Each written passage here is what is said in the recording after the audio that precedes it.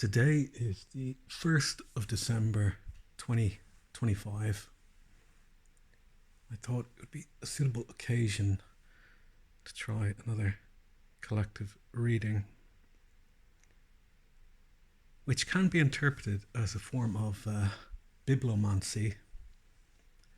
Rather than going on the hero's journey in the tarot, one can look for something more immediate if one likes to read, and let books fall open in some synchronistic sense. Well, the other day, somebody was asking me about poetry books to read, and I flicked it open on Yeats' The Tower. It seemed quite appropriate as we find ourselves nearly at the end of the year of the snake, where it feels evil has run wild in the world, unchecked, normalized, ignored. Well, next year is the year of the horse, when we get into the springtime. And we can hope that means movement again. Now, I would consider myself most likely person to be the reincarnation of W.B. Yeats. So I feel some duty to read his work at this juncture in the temporal insanity. What I'm trying to say is this is where I would like to live. It's not ideal. I would have a preference for a moat, some crocodiles, alligators, etc. I like these old paintings you get on Penguin Classics, which is The Lonely Tower, 1875, by Samuel Palmer, in the Huntington Library and Art Collections, San Marino, California. How did I end up there?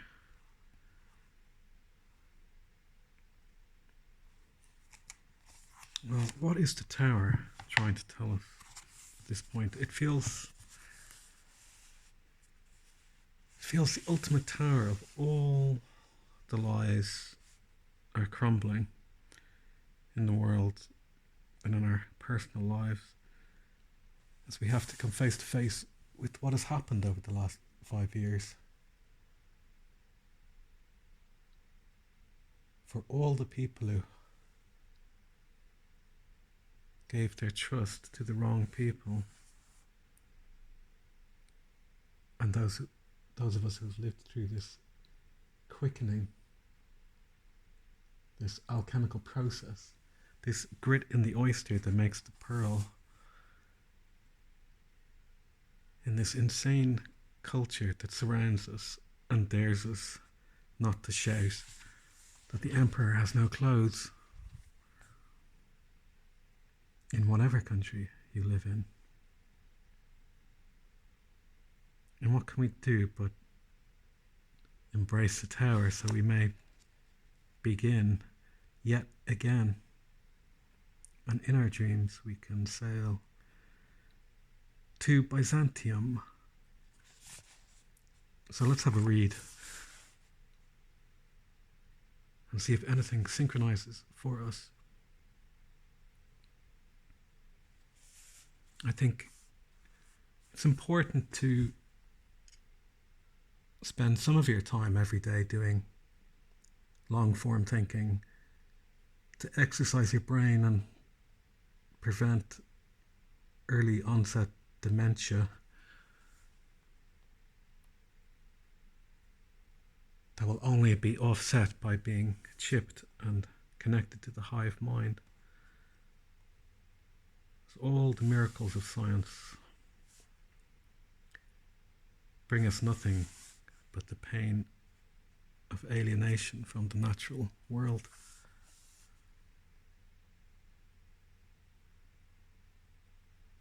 as our brain becomes ever more attention deficit disordered by all the media surrounding us in its corporate simulacrum. We have to get back to the truth of the land and our heart, and to give that energy to the mind that is a tool to use, not a neurosis to confine us in mental prisons. You need to read more than comments online or text messages or 30-second AI videos of cats. The future of the internet is brain rot AI entertainment being watched by bots as the rest of us go outside to play in the Garden of Eden. But let's see what my prior incarnation, old W.B. Yeats, thought about things 100 years ago when he helped save Irish culture from extinction. Because poetry, the poetry of ideas, can be a dangerous thing.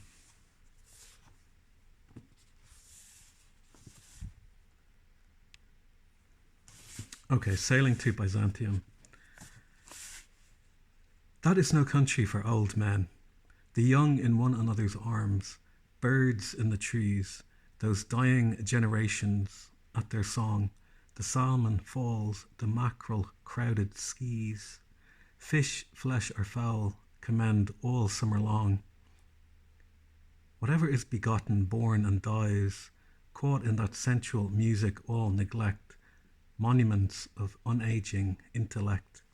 An aged man is but a paltry thing, a tattered coat upon a stick, unless soul clap its hands and sing, and louder sing, for every tatter in its mortal dress, nor is there singing school, but studying, monuments of its own magnificence.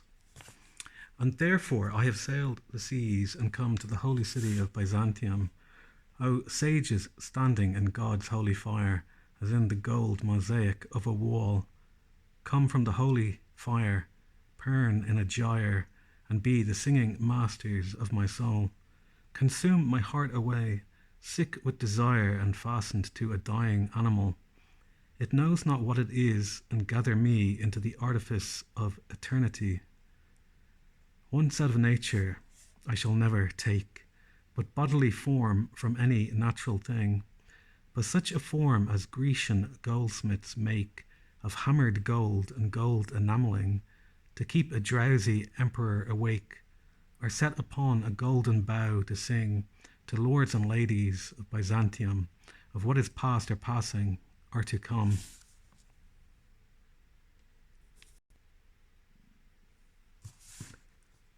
The Tower. What shall I do with this absurdity, O heart, O troubled heart, this caricature, decrepit age that has been tied to me as to a dog's tail? Never had I more excited, passionate, fantastical imagination, nor an ear, an eye, that more expected the impossible. No, not in boyhood, when with rod and fly, or the humbler worm, I climbed Ben Bulbin's back, and had the lifelong summer day to spend. It seems that I must bid the muse go pack, choose Plato and Plotinus for a friend, until imagination, ear and eye can be content with argument and deal in abstract things, or be derided by a sort of battered kettle at the heel.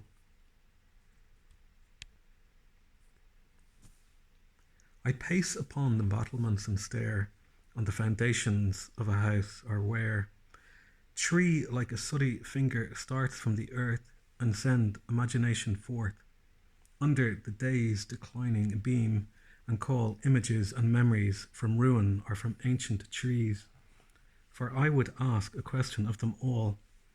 Beyond that ridge lived Miss French, and once with every silver candlestick or sconce lit up the dark mahogany and the wine, a serving man that could divine that most respected lady's every wish, ran and with the garden shears clipped an insolent farmer's ears and brought them in a little covered dish.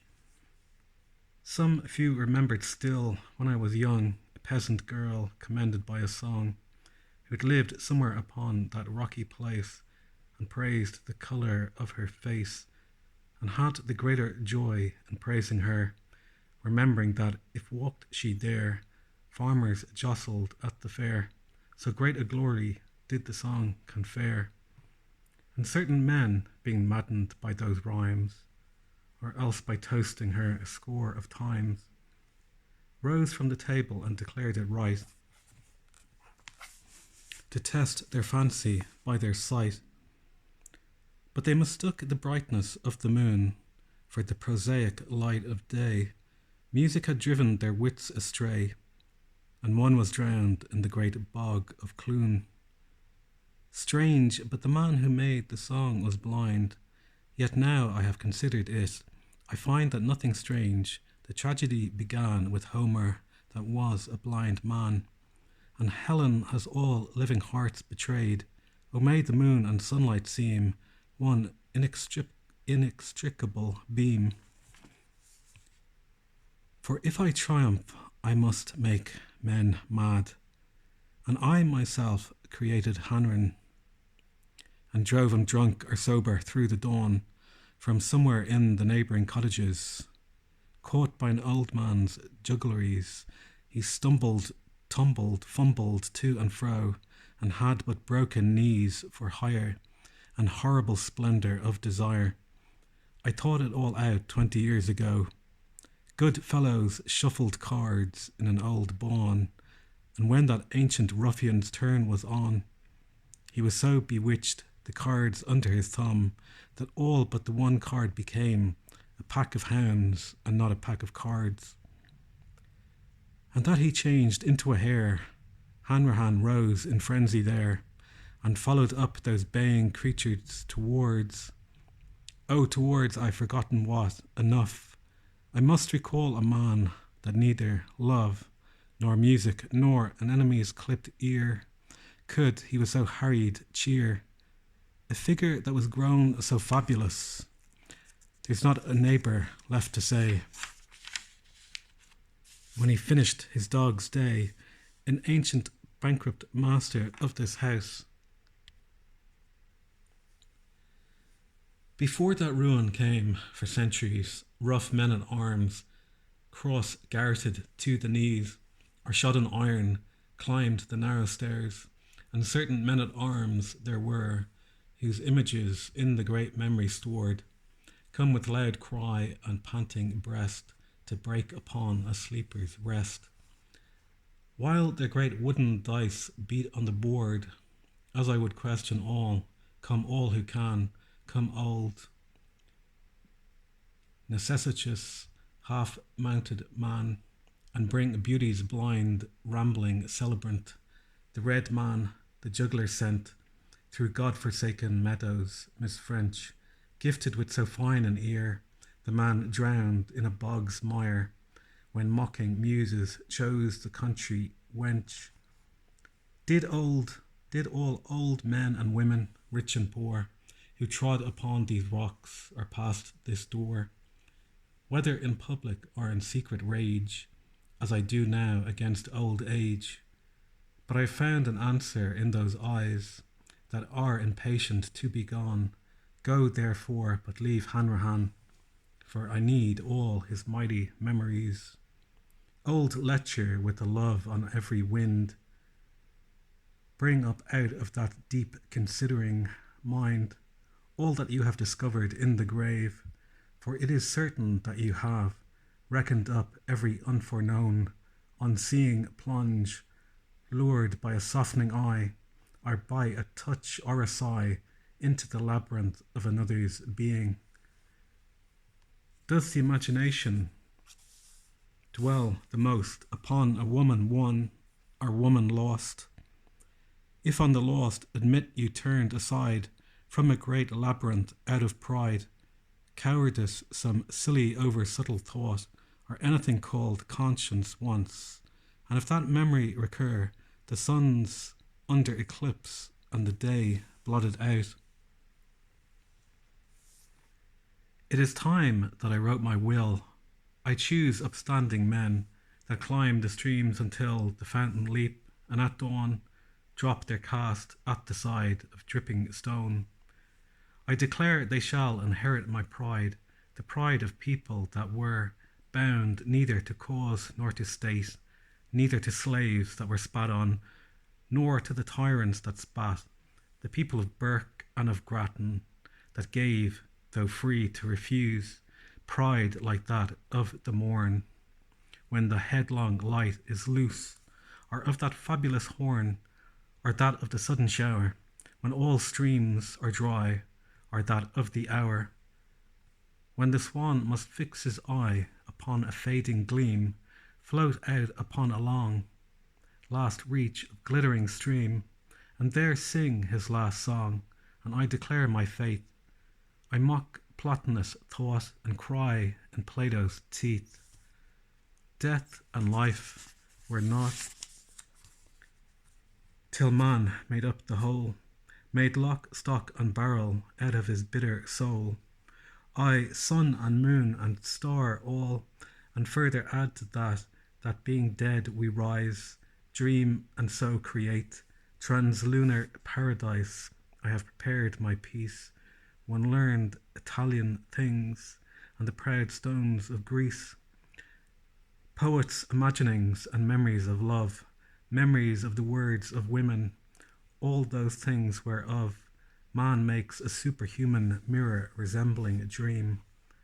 As at the loophole there the daws chatter and scream, and drop twigs layer upon layer, when they have mounted up, the mother bird will rest on their hollow top, and so warm her wild nest. I leave both faith and pride to young upstanding men, climbing the mountainside, that under bursting dawn they may drop a fly, being of that metal made, till it was broken by this sedentary trade. Now shall I make my soul, compelling it to study in a learned school, till the wreck of body, slow decay of blood, testy delirium, or dull decrepitude, or what worse evil come, the death of friends, or death of every brilliant eye, that made a catch in the breath, seem but the clouds of the sky, when the horizon fades, or a bird's sleepy cry among the deepening shades.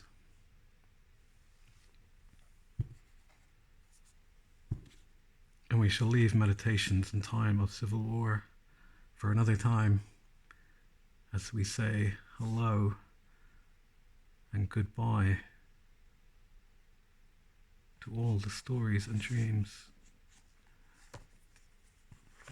of our ancestors in this strange place called the 21st century.